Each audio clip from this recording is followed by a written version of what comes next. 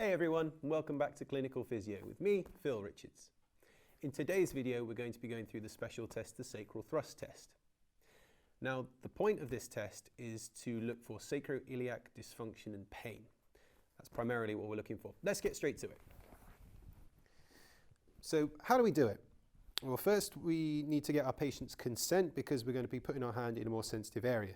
So once we've done that, we then need to get the palm onto the sacrum. So you can find your iliac crests if you want to, and find sort of your L5, work down to S1, I'll give you more of a ballpark of where you need to be. So get your palm on the sacrum, the other hand can rest on top, and you're just literally looking at providing a posterior PA pressure directly through.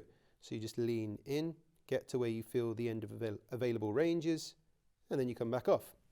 And you're noting whether it's painful, in which case you want to add it to your cluster of SIJ tests and see if it's relevant, and whether it feels particularly stiff or unusually flexible. Those both might give you indications of what's going on in and around the SIJ.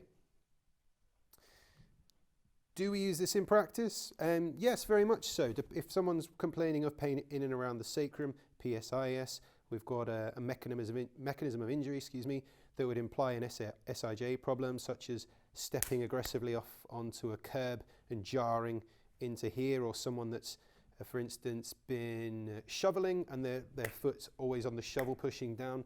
Those sorts of jarring things would make us suspect an SIJ, and we'd probably include it in that. Do we find it useful? Oh, absolutely. It's quite a useful way of reproducing the patient's pain that may not be uncovered by your active and passive movements, and can be useful in conjunction with your palpation.